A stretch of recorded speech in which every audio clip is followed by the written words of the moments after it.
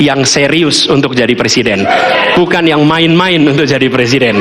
Pada segmen terakhir ini kita akan menyimak pernyataan pamungkas dari masing-masing calon presiden. Kami mohon para calon presiden untuk maju ke panggung menyampaikan pesan penutupnya. Baik, kami persilakan kepada bapak-bapak calon presiden untuk kemudian merapat menuju ke panggung utama. Ya, dan untuk itu kami awali dari calon presiden nomor urut 1 kepada Bapak Anies Baswedan. Waktu Anda 2 menit, dimulai dari sekarang. Di sini. Silakan, Bapak.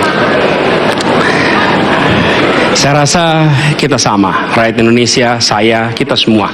Bahwa kita menginginkan sebuah negeri di mana praktek korupsi diberantas hingga tuntas. Pemerintah memberikan pelayanan yang terbaik. Dan kemudian kita menjunjung tinggi etika. Kita sama di situ.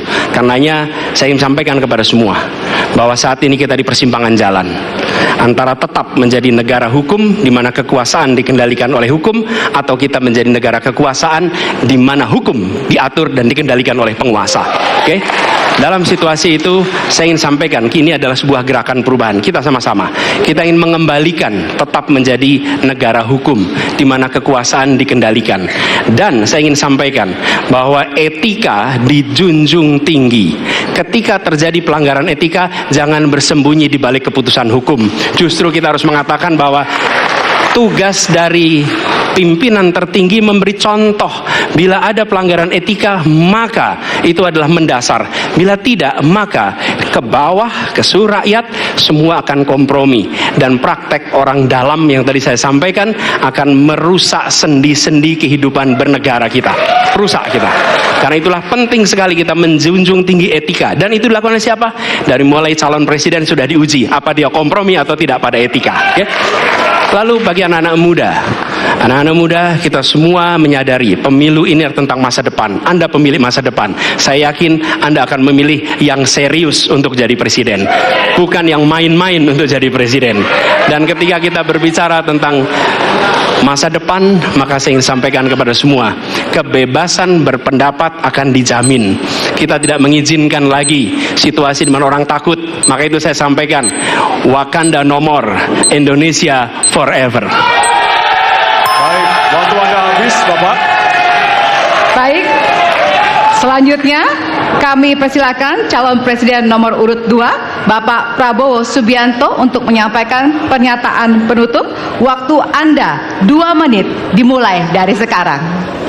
Terima kasih saudara-saudara sekalian. Kita harus selalu ingat bahwa kemerdekaan ini didapatkan melalui proses yang sangat panjang, perjuangan yang sangat panjang. Berganti-ganti negara-negara lain datang menindas kita, merampas kita. Dan ini adalah hukum sejarah manusia. Yang kuat akan menindas yang lemah. Kita bersyukur kita sudah bangun suatu negara yang memiliki demokrasi dengan segala kekurangannya. Kita bersyukur semua pemimpin telah membantu menambahkan kemajuan kita. Kita ingin lebih maju, kita ingin lebih baik, kita ingin lebih adil, kita ingin hilangkan kemiskinan, dan kita ingin hilangkan korupsi. Kita negara yang sangat kaya, kekayaan kita luar biasa. Kami Prabowo Gibran, Koalisi Indonesia Maju, siap melanjutkan fondasi yang sudah dibangun oleh pendahulu-pendahulu kita.